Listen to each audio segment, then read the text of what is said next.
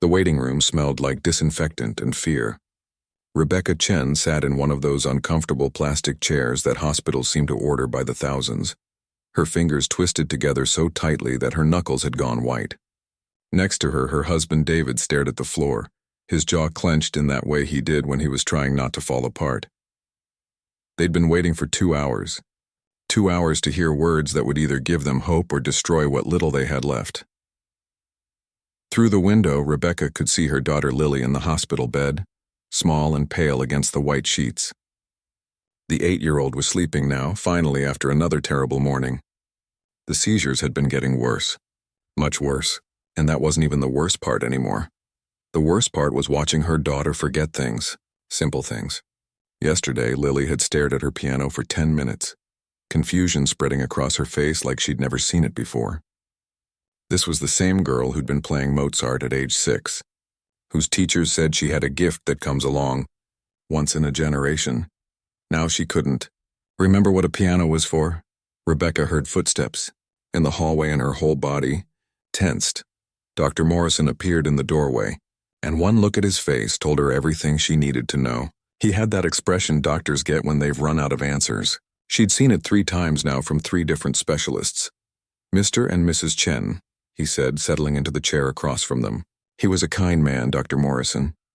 He'd been Lily's neurologist for 4 months now, ever since the pediatrician admitted this was beyond his expertise. I've reviewed all of Lily's latest test results with the team. Rebecca leaned forward. And? Dr. Morrison pulled out a tablet, swiping through screens of medical data that looked like a foreign language to Rebecca. We've confirmed the diagnosis we discussed last month. Lily has a progressive neurological condition that's extremely rare. We've documented fewer than 200 cases worldwide. But you can treat it, David said. It wasn't a question. It was a plea. The doctor's pause said everything. We've tried every standard protocol. The anti-seizure medications, the immunotherapy, the specialized diet we introduced 6 weeks ago. Nothing has slowed the progression. In fact, over the last 2 weeks, we've seen an acceleration of symptoms. Rebecca felt something cold spread through her chest. What does that mean? In plain English, please. It means Lily's condition is not responding to any known treatment. Her cognitive function is declining faster than we anticipated. The seizures are increasing in frequency and severity, and we're seeing new symptoms emerge that suggest the disease is affecting multiple neurological systems. The words hung in the air like a death sentence. So what do we do? Rebecca asked. Her voice sounded strange to her own ears, distant and hollow. Dr. Morrison set down his tablet and looked at them both. We've consulted with specialists at Johns Hopkins Mayo Clinic in Stanford. Everyone agrees that we've exhausted the current medical options. At this point, I think we need to shift our focus to keeping Lily comfortable and maintaining her quality of life for as long as possible. Quality of life? David's voice cracked. She's 8 years old. You're talking about quality of life? I know this isn't what you want to hear, Dr. Morrison said gently. Believe me, if there was anything else we could try, we would. But we've done everything medical science currently has to offer for this condition. Rebecca stood up abruptly, her chair scraping against the floor. No, I don't accept that. There has to be something. Some experimental treatment, some clinical trial, something you haven't thought of yet. Mrs. Chen, I understand your frustration. Every parent in your position feels this way. But sometimes, despite our best efforts, despite all our technology and knowledge, there are conditions we simply cannot cure. The kindest thing we can do now is make sure Lily isn't in pain, and that she can spend whatever time she has left surrounded by family. Whatever time she has left. The words hit Rebecca like a physical blow. She looked through the window at her daughter. At the little girl who'd learned to read at 3, who'd made up elaborate stories about dragons and princesses, who'd insisted on wearing her sparkly red shoes to school every single day for an entire year because they made her feel brave. That little girl was dying, and these doctors were telling her to just accept it. I need to see her, Rebecca said, moving toward the door. Of course, Dr. Morrison said. I'll give you some privacy. If you have any questions, any concerns about managing Lily's comfort at home, please don't hesitate to ask the nursing staff. We're here to support you through this. Rebecca barely heard him. She pushed through the door into Lily's room, David following close behind. Their daughter was awake now, staring at the ceiling with that distant look that had become so familiar and so terrifying. "Hey, sweetheart," Rebecca said, forcing brightness into her voice. "How are you feeling?" Lily turned her head slowly. There was a delay now, Rebecca had noticed, between when Lily heard something and when she responded. Like her brain had to work harder to process the simplest things. "Tired," Lily said. "When can we go home?" "Soon, baby, soon." David reached out and took his daughter's hand. Rebecca saw tears sliding down his cheeks, though he tried to hide them. Their 12-year-old son Michael was at his grandmother's house, spared from this particular nightmare, at least for today. He'd stopped visiting the hospital 2 weeks ago. He couldn't handle seeing his sister like this.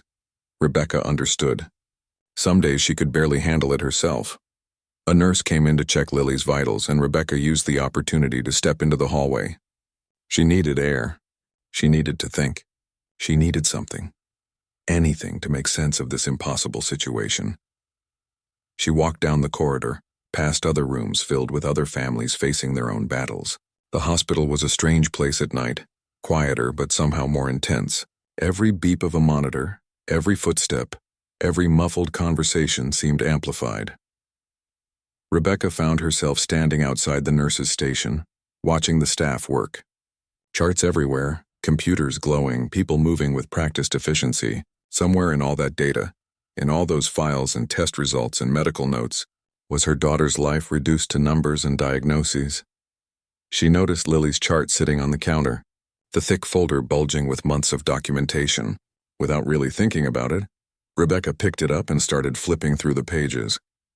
She didn't understand most of it. The medical terminology might as well have been ancient Greek, but she looked anyway, desperate for something, some detail that everyone had missed. Blood work results. Imaging scans. Medication logs, doctor's notes written in that illegible handwriting that seemed to be a requirement of medical school. Page after page of information that supposedly added up to a death sentence for her little girl. "Mrs. Chen?" Rebecca looked up to find a young nurse watching her. "I'm sorry, I just wanted to see. To understand." The nurse's expression softened. "I can't imagine what you're going through. Lily is such a sweet girl." "Everyone keeps saying there's nothing more they can do," Rebecca said. "But that can't be true. It can't be." The nurse didn't respond, which was answer enough. Rebecca closed the chart and set it back on the counter, feeling defeated and helpless and angry all at once. She returned to Lily's room to find her daughter asleep again.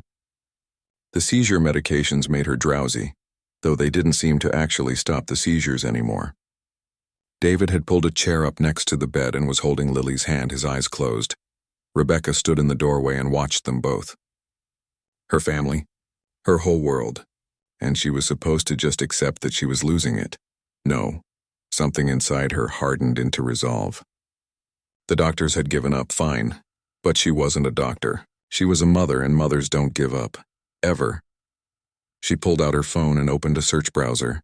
If the hospitals and specialists had run out of answers, maybe she needed to look somewhere else. She started typing, her fingers moving quickly. Rare neurological conditions, progressive brain disorders, unusual seizure patterns in children. Hours passed. David eventually went to get coffee. The night shift nurses came and went, and Rebecca sat in that uncomfortable chair, reading article after article, medical journal after medical journal, forum posts from desperate parents asking the same questions she had.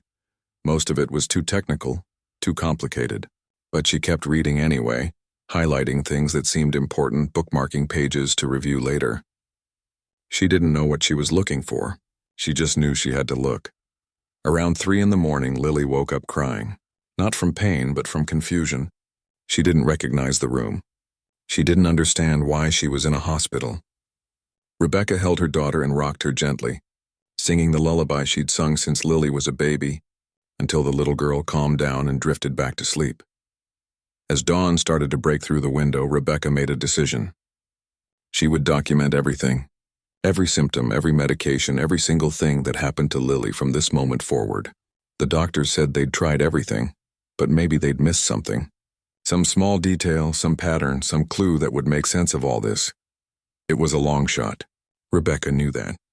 The odds of a mother with no medical training finding something that teams of specialists had missed were basically zero.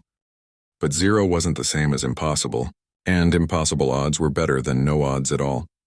She looked at her sleeping daughter and made a silent promise. I will not give up on you. I will not stop fighting.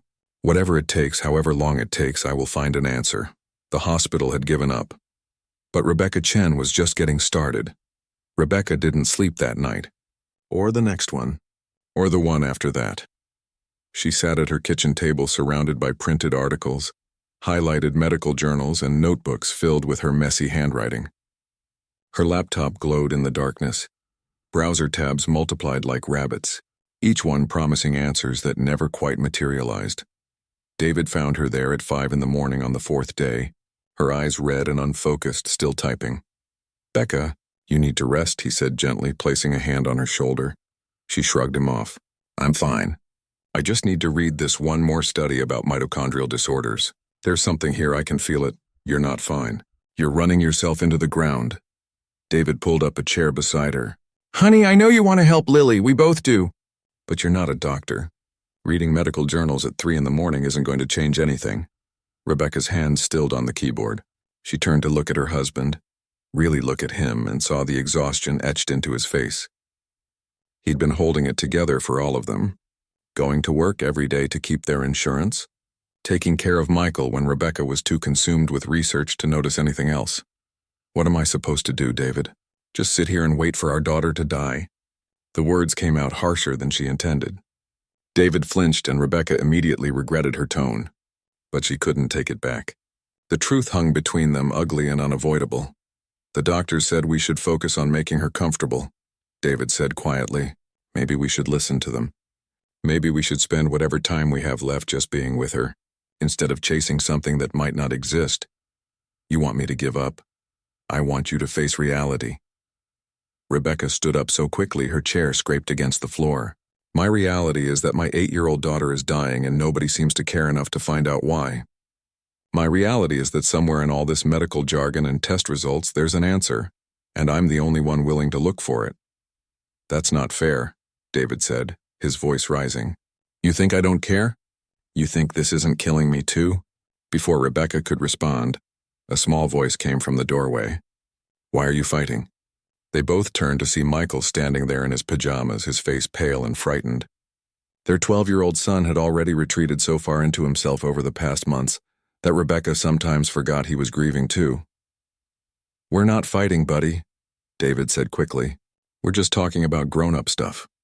Michael's expression said he didn't believe that for a second. Is Lily going to die? The question hung in the air. Rebecca wanted to say no, wanted to promise him everything would be okay. But she couldn't lie to him. Not about this. We're doing everything we can to help your sister, she said instead. Everything. Michael nodded, but his eyes were wet. He turned and walked back toward his room, and Rebecca felt her heart break a little more. She was so focused on saving Lily that she was losing Michael in the process. David left for work an hour later without saying goodbye. Rebecca knew she should apologize, should try to bridge the growing distance between them, but she couldn't seem to make herself do it. Every minute spent on anything other than research felt like a betrayal of Lily. She dropped Michael off at school and drove to the hospital. Lily had another appointment today.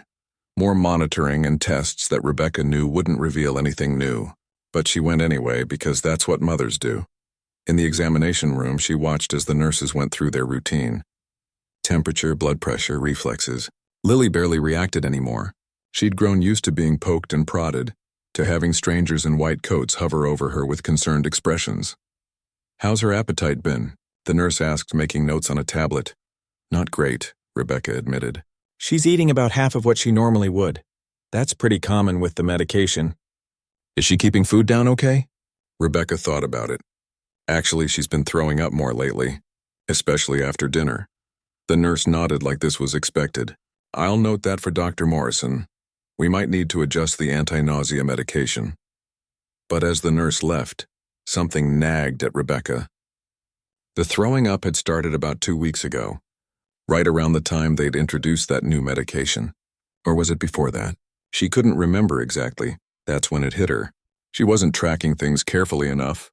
She'd been reading studies and research papers, but she wasn't documenting what was actually happening to Lily day by day.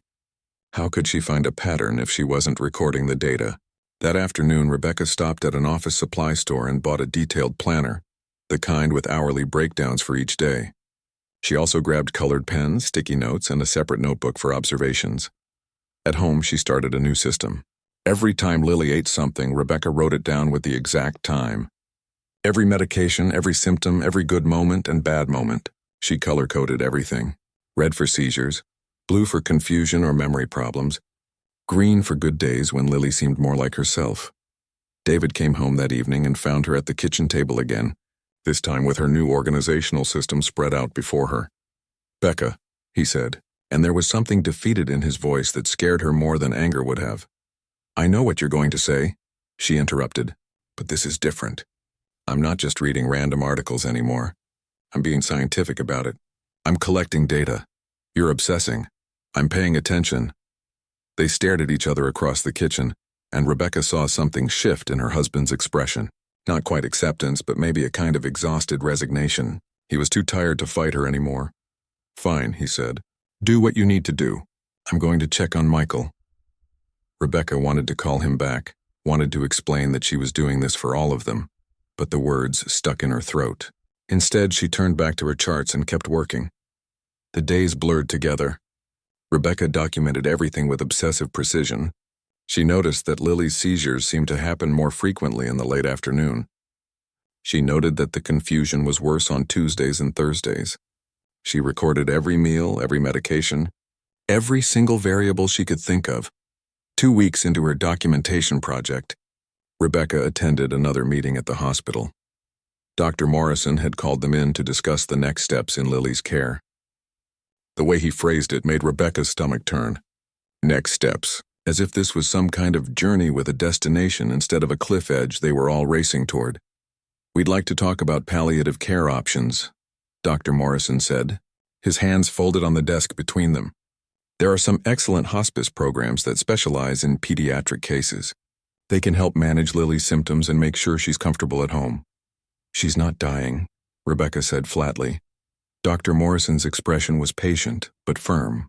"Mrs. Chen, I understand this is difficult to accept, but we need to be realistic about Lily's prognosis. The disease is progressing despite our best efforts. Have you considered that maybe your best efforts aren't good enough?" The words came out before Rebecca could stop them. David's hand tightened on her arm in warning, but she didn't care. She was so tired of these doctors looking at her with pity, treating her like she was the problem because she refused to accept their verdict. "I don't mean that as an insult," Rebecca continued, pulling out her notebooks. "But look at this. I've been tracking everything. Lily's symptoms, her medications, her diet, everything. And I'm seeing patterns that nobody else seems to notice." She spread the charts across Dr. Morrison's desk, pages covered in her handwriting, color-coded and cross-referenced. 3 weeks of meticulous documentation. Dr. Morrison glanced at the papers and Rebecca saw something flicker across his face. Not interest exactly, but not quite dismissal either. "What kind of patterns?" "Her worst episodes happen in the afternoon, specifically between 2 and 5. Her seizures are more severe on days when she eats the hospital meal plan. And look here." Rebecca pointed to a specific page. "On the 3 days when she only ate food I brought from home, she didn't have any seizures at all." "Mrs. Chen," Dr. Morrison said carefully, "correlation doesn't equal causation. Lily's condition fluctuates naturally. What you're seeing could simply be coincidence." 3 weeks of coincidence? The human brain is very good at finding patterns even when they don't exist. It's called apophenia. We see connections because we want to see them, not because they're actually there. Rebecca felt frustration rising in her chest. "So you're saying I'm imagining this?" "I'm saying that without controlled conditions and proper scientific methodology, your observations, while well-intentioned, don't constitute medical evidence. These preservatives and additives you're concerned about are FDA approved. They're used in hospitals across the country without issue. But what if Lily is different? What if there's something about her specific condition that makes her react badly to certain ingredients?" Dr. Morrison leaned back in his chair. "If you'd like to pursue alternative dietary management, we can certainly arrange a consultation with a nutritionist. But I have to be honest with you. The likelihood that diet is the primary factor in Lily's neurological decline is extremely small. We're dealing with a progressive genetic condition, not a food allergy. Rebecca gathered up her papers, her hands shaking. I'm going to prove it.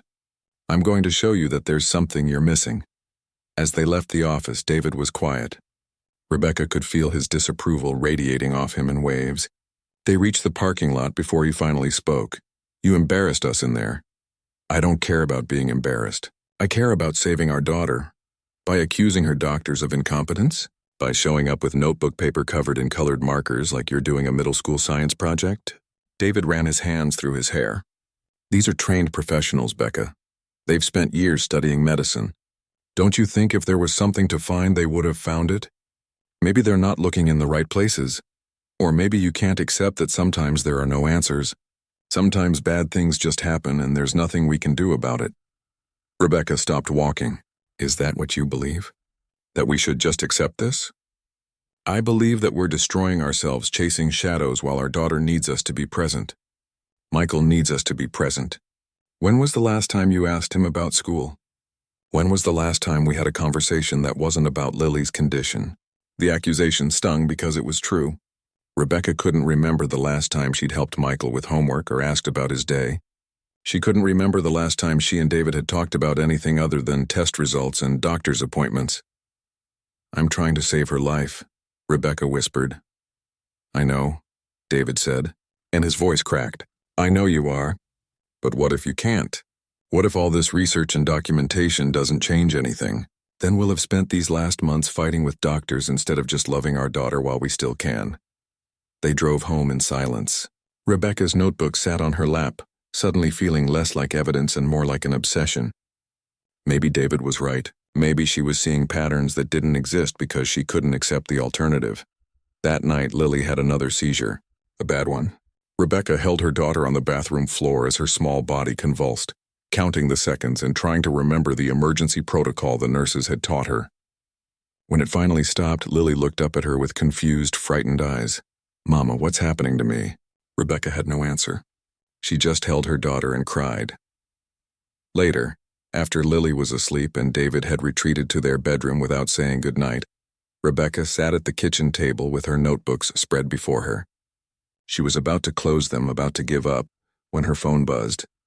It was a notification from one of the rare disease support groups she'd joined online. Someone had posted about their daughter's mysterious symptoms. Symptoms that sounded eerily similar to Lily's. And in the comments, another parent had mentioned something about environmental triggers and metabolic conditions. Rebecca clicked on the link. It led to an article about rare enzyme deficiencies, about how certain compounds that were harmless to most people could be toxic to those with specific genetic variations, how symptoms could be mistaken for progressive neurological conditions when they were actually acute reactions to environmental factors. Her heart started beating faster. She opened her notebooks again, cross-referencing the information with her observations. The pattern became clearer. The hospital meals that seemed to trigger worse symptoms all contained the same preservative. The medications that weren't helping all used the same inactive ingredient as a binder. It was there, right there in front of her. Not a progressive disease slowly destroying her daughter's brain, but a reaction. A preventable, treatable reaction to something they were putting into Lily's body every single day. Rebecca looked at the clock. It was past midnight. David was asleep, probably exhausted from another day of holding their family together while she fell apart. She should wait until morning, should think this through, should approach it rationally. But she couldn't wait. Not another day, not another hour. If she was right, if this was really what was happening, then every moment they delayed was another moment of harm to Lily. She grabbed her phone and started making calls. It didn't matter that it was the middle of the night. Someone somewhere had to listen to her, because Rebecca Chen had found her clue. Now she just had to convince someone it mattered. The first person Rebecca called hung up on her. The second one told her politely that they couldn't discuss medical cases over the phone. The third didn't answer at all. By the time the sun came up, Rebecca had left 17 voicemails with specialists across the country, sent emails to researchers whose articles she'd read, and posted her findings in every medical forum she could find. Most of them would probably ignore her. She was just another desperate parent grasping at straws. Another non-medical person who thought they'd cracked the code that trained professionals had missed. But she only needed one person to listen. Just one. David found her at the kitchen table again. still in yesterday's clothes, surrounded by even more papers than before. His expression said everything. They'd had this conversation a dozen times already, and he was tired of having it. "I found something," Rebecca said before he could speak. "David, I really found something this time." He poured himself coffee, his back to her. "You say that every day. This is different. Look." She stood up and brought her notebooks to him, pointing at the highlighted sections, the cross-references, the pattern she'd mapped out. Lily's worst symptoms all line up with exposure to this specific preservative. It's called sodium benzoate. It's in the hospital food. It's in her medications. It's in almost everything she's been consuming. And there are documented cases of people with certain metabolic disorders having severe reactions to it. David glanced at the papers but didn't really look at them. "And you figured this out with colored pens and a calendar?" The dismissal in his voice stung worse than anger would have. "I figured it out by paying attention, by actually looking at the data instead of just accepting what we're told. The doctors have data too, Becca. They have test results and medical degrees and years of experience. And they're wrong." David set down his coffee mug harder than necessary. "You can't keep doing this. You can't keep calling random doctors in the middle of the night, posting our daughter's medical information online, harassing the hospital staff. You're becoming obsessed and it's destroying our family. Our family is already being destroyed. Lily is dying. And you yelling at doctors isn't going to save her." David's voice cracked. "All it's doing is making everything worse. Michael won't even come home after school anymore because he doesn't want to see you like this. I'm working overtime to pay for medical bills while you've basically stopped functioning. And Lily needs her mother, not a researcher." Rebecca felt tears burning in her eyes. "I am being her mother. I'm fighting for her when nobody else will. No, you're running away from reality by burying yourself in research that doesn't mean anything." David grabbed his keys from the counter. "I have to go to work. I'm taking Michael to school first. Maybe you should spend today with Lily instead of on the internet."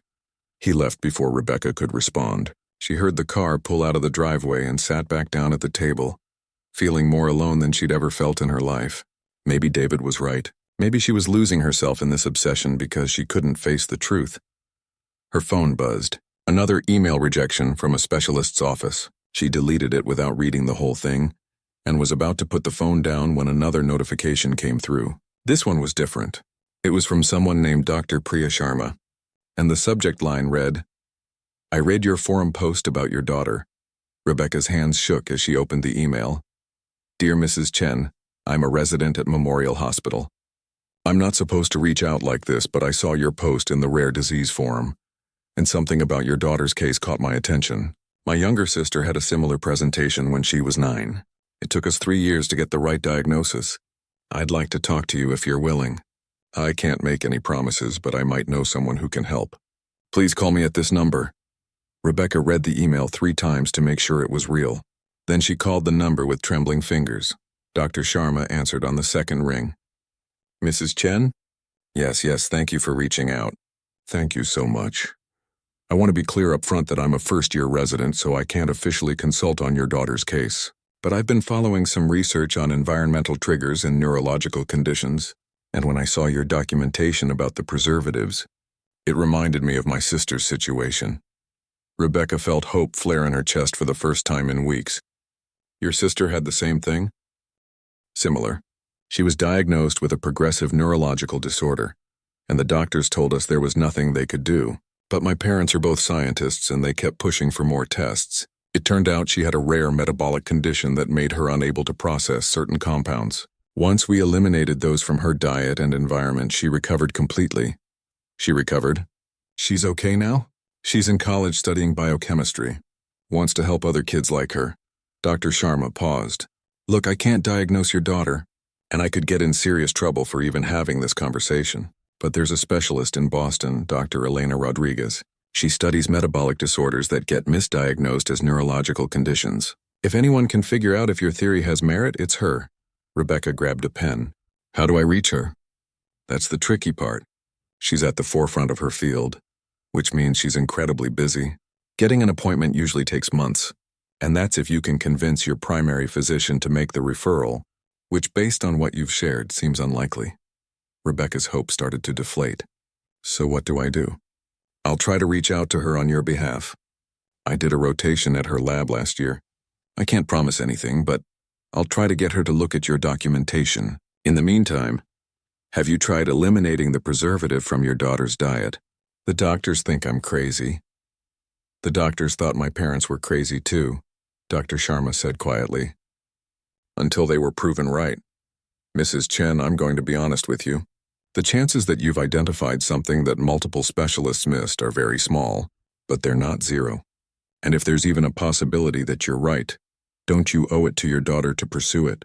After they hung up, Rebecca sat staring at her phone. For the first time since this nightmare began, someone with actual medical training had told her she might not be completely out of her mind. It wasn't much, but it was something. She looked at the clock. Lily would be waking up soon. Rebecca had been so focused on her research that she'd barely spent time with her daughter over the past few weeks. David was right about that much. Whatever time they had left, Lily deserved better than a mother who was always distracted. Rebecca went upstairs and found Lily awake, staring at the ceiling. The little girl turned when she heard her mother enter. "Hi, Mama." "Hi, baby. How are you feeling?" "Okay, I guess. My head hurts a little." Rebecca sat on the edge of the bed and took Lily's hand. "I'm sorry I haven't been around much lately. I've been trying to help you feel better." "I know." Lily's voice was small. "Daddy said you're working very hard. Too hard, maybe. I've been forgetting what's really important." "Am I going to get better, Mama?" The question hit Rebecca like a punch to the chest. She wanted to lie, wanted to promise that everything would be fine, but Lily deserved the truth, or at least as much truth as an 8-year-old could handle. "I'm going to do everything I can to help you," Rebecca said carefully. "There are still things we haven't tried yet. People we haven't talked to yet. So we're not giving up, okay?" Lily nodded, but her eyes were distant. She was having more and more of these episodes where she seemed to be somewhere far away. Unreachable. Rebecca wondered how much time they had before those episodes became permanent. "Can we make cookies today?" Lily asked suddenly. "The chocolate chip ones with the sprinkles?" Rebecca thought about all the research she still needed to do, the emails she needed to send, the forums she needed to check. Then she thought about David's words. About being present. About being a mother instead of a researcher. "Yeah," she said, squeezing Lily's hand. "We can definitely make cookies." They spent the morning in the kitchen, and for a few hours Rebecca let herself pretend that everything was normal.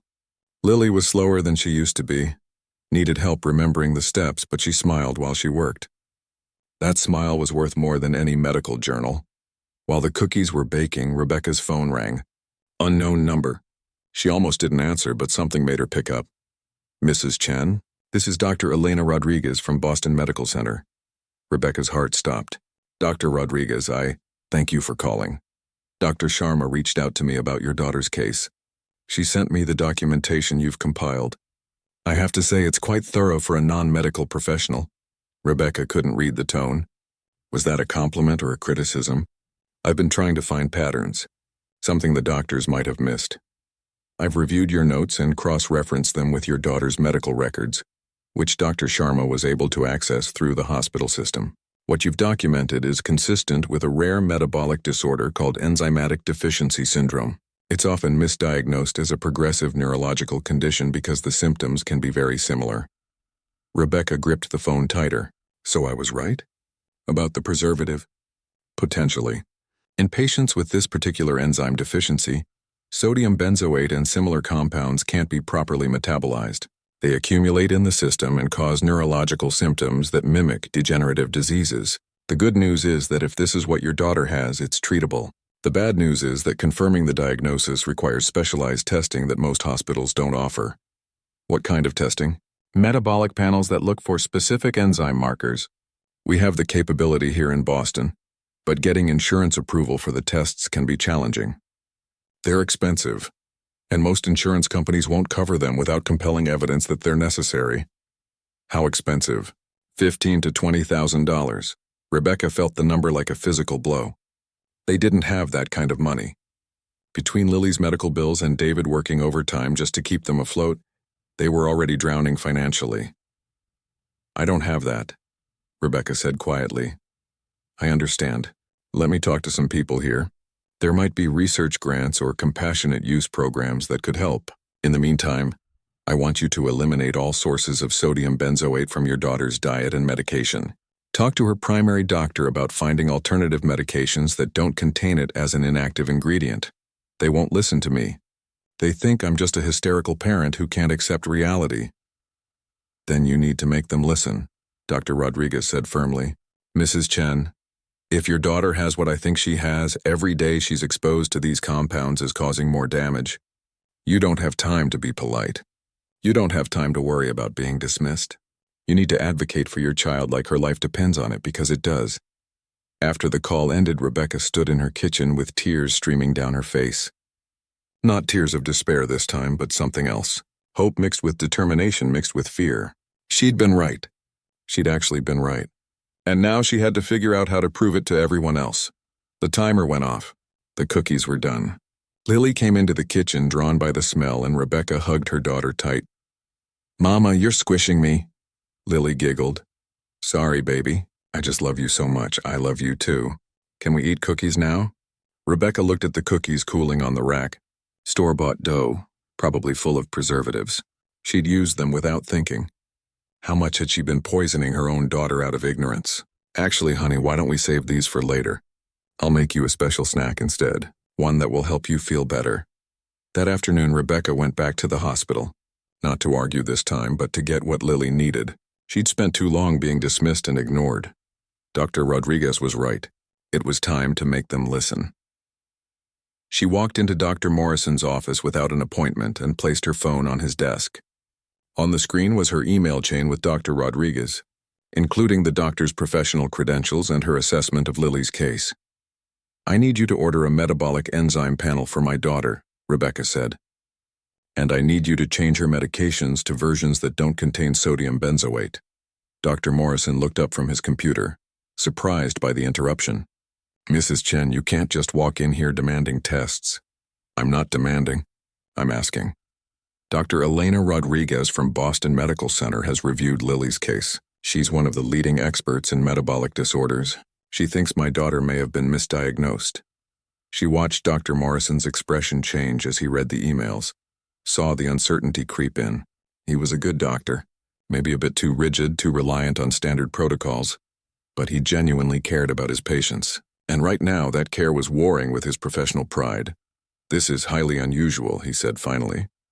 "So is a mother figuring out what a team of specialists missed," Rebecca replied. "But here we are." Dr. Morrison was quiet for a long moment. Then he picked up his phone. "Let me make some calls. I'm not promising anything, but I'll see what I can do." Rebecca left his office feeling lighter than she had in months. She didn't have all the answers yet. She didn't know how they'd pay for the tests or whether insurance would approve them. She didn't know if Dr. Rodriguez was right about the diagnosis. But for the first time since this nightmare began, she had hope. Real, tangible hope based on science and expertise, not just a mother's desperate wish. She'd fought to be heard, and finally someone was listening. Now came the hard part. Proving she was right, the insurance company said no. Rebecca stared at the letter in her hands, reading the same paragraph over and over as if the words might rearrange themselves into something different. Request denied. The proposed testing is considered experimental and not medically necessary for the patient's diagnosed condition. Not medically necessary. They were calling a test that could save her daughter's life not medically necessary. She called the number on the letter and got transferred 5 times before reaching someone who could actually discuss the decision. The woman on the other end of the line had a kind voice but gave her the same answer in 20 different ways. The testing wasn't covered. There was an appeals process. It would take 4 to 6 weeks. "My daughter doesn't have 4 to 6 weeks," Rebecca said, trying to keep her voice steady. "Every day without proper treatment is causing more damage. I understand your frustration, Mrs. Chen, but I can only work within the parameters of your policy. You're welcome to pay out of pocket and submit a claim for reimbursement afterward." $20,000. They might as well have asked for $1 million. Rebecca thanked the woman and hung up, her hands shaking. David came home that evening to find her at the kitchen table with a calculator and a pile of bills. Their mortgage, car payments, credit cards already maxed from previous medical expenses. She'd done the math 3 different ways and it always came out the same. They were broke. "Maybe we can take out a loan," she said before he could ask. "Use the house as collateral." David sat down heavily. Becca, we're barely making the payments we already have. If we take on more debt and this doesn't work out, or it will work out. You don't know that. Dr. Rodriguez said it's a possibility, not a certainty. What if we risk everything, and it turns out you're wrong? Rebecca looked at her husband, really looked at him, and saw how exhausted he was. He'd been working 60-hour weeks, coming home to a wife who was obsessed with research and a son who was withdrawing further every day. He was holding their family together with duct tape and willpower, and she was asking him to gamble it all on her theory. I can't watch her die without trying, Rebecca said quietly. I can't live with myself if we give up now. David closed his eyes. And what about Michael? What about us? If we lose the house, where do we go? How do we take care of Lily then? It was a question Rebecca didn't have an answer for. They sat in silence for a long time, the weight of impossible choices pressing down on both of them. The next morning, Rebecca called Dr. Rodriguez and explained the situation. The doctor was quiet for a moment before responding. I was afraid of this. Insurance companies are notoriously difficult when it comes to rare disease testing. Let me make some calls. There are research grants, clinical trial opportunities. Sometimes pharmaceutical companies will sponsor testing if the patient might be eligible for their studies. Give me a few days. But a few days turned into a week, and every call ended the same way. The grants were already allocated. The trials weren't accepting new patients. The pharmaceutical companies had budget constraints. Everyone was sympathetic, but nobody could help. Rebecca felt herself spiraling. She'd been so close to answers, so close to saving Lily, and now it was all falling apart because of money. She spent her days making calls and filling out forms, and her nights lying awake calculating numbers that never added up to enough. Michael came to her on the 8th day. She was in her usual spot at the kitchen table surrounded by paperwork, and she barely noticed him until he spoke. Mom? She looked up, startled. Her son stood in the doorway looking uncertain, like he wasn't sure he was allowed to interrupt. Hey, buddy, what's up? I did something, Michael said, and he sounded nervous. I hope you're not mad. Rebecca's attention finally focused completely on him. What did you do? Michael pulled out his phone and held it out to her. On the screen was a crowdfunding page with Lily's picture at the top. Rebecca's breath caught as she read the description. My sister Lily is 8 years old and she's dying. The doctors gave up on her, but my mom didn't. She found out what's really wrong, but we need expensive tests to prove it. We need $20,000. Please help us save my sister. Below the description were donations. $50 from someone named Jennifer, $25 from someone else, $10, $15, $5. The amounts were small, but there were dozens of them. Rebecca scrolled down and saw the total climbing. $700. $800. Michael, she whispered. How did you, I shared it at school, and then some of my friends shared it, and their parents shared it, and I guess it's spreading. He looked worried. Are you mad? I know. You said we shouldn't put our problems on other people, but I didn't know what else to do. I want to help Lily too. Rebecca got up and hugged her son tight, tears streaming down her face. She'd been so focused on her research, so consumed with being Lily's advocate, that she'd forgotten Michael was fighting for his sister too, in his own way. I'm not mad, she said. I'm proud of you. Over the next 3 days, Rebecca watched the crowdfunding page like it was a living thing. Every hour brought new donations. Some were from people they knew, neighbors and co-workers and distant relatives. But most were from complete strangers who'd seen the page shared on social media and wanted to help. $20 from someone in California who'd lost a child to misdiagnosis. $100 from a grandmother who said she wished someone had fought for her grandson the way Rebecca was fighting for Lily. $5 from a college student who said it was all they could spare but wanted to help anyway. David came home on the 3rd day and found Rebecca crying at the laptop. He rushed over, probably expecting bad news, but she turned the screen to show him. The total had reached $12,000. People are helping us, she said through tears. Total strangers are helping us. David stared at the number, his expression complicated. This is really happening. We're still 8,000 short. I know. But Becca, this is more than we had yesterday. And if people keep sharing, if this keeps going. He trailed off, not wanting to hope too much. That evening, local news called. Someone had sent them the crowdfunding link, and they wanted to do a story about Lily's case. Rebecca's first instinct was to say no, to protect her family's privacy. But then she thought about the insurance company, about Dr. Morrison's initial dismissal, about everyone who hadn't taken her seriously until she made them. Yes, she said. We'll do the interview. The reporter, a woman named Angela Torres, came to their house the next day with a camera crew. She was professional but warm, and she didn't treat Rebecca like a crazy person when she explained her theory about the preservatives. So you're saying your daughter was misdiagnosed? Angela asked. I'm saying the doctors did their best with the information they had, but they missed something. And now we need help proving what's really wrong so Lily can get proper treatment. The interview aired that night on the local news. Rebecca watched it with David and Michael, her stomach in knots. She looked exhausted on camera, desperate and determined in equal measure. Michael had insisted on being interviewed too, and watching her 12-year-old son talk about his sister with tears in his eyes broke Rebecca's heart all over again. She's my best friend, Michael said on screen. She taught me how to play video games and she always shares her Halloween candy with me. I just want her to get better. The effect was immediate. The crowdfunding page crashed from too much traffic. When it came back online an hour later, donations were flooding in faster than Rebecca could track them. $50, $100, $25, $5. It didn't matter how much. Every donation felt like a lifeline. By midnight, they'd reached $18,000. By morning, $22,000. Rebecca stared at the number, unable to believe it. They'd done it. Complete strangers had come together to help a little girl they'd never met. The generosity overwhelmed her. But with the attention came complications.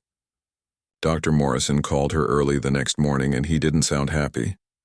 Mrs. Chen, we need to talk about this media campaign. It's not a campaign. We were trying to raise money for testing. You've put the hospital in a very difficult position. We're getting calls from reporters asking why we didn't order these tests ourselves. Some people are suggesting we were negligent. I never said that. You implied it.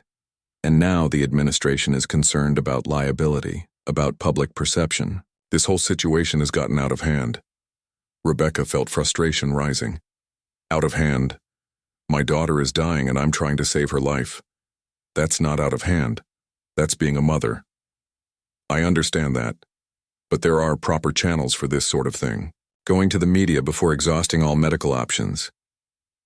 I did exhaust all medical options. You told me to prepare for palliative care. You gave up on her. There was a long silence. When Dr. Morrison spoke again, his voice was softer. You're right, I did give up, and I'm sorry for that. But Mrs. Chen, I need you to understand something. This attention, this pressure, it's making it very difficult for us to do our jobs. The hospital is threatening to transfer Lily's care elsewhere if this continues. What? They can't do that? They can, actually. And they're seriously considering it, so I'm asking you, as someone who does CAR,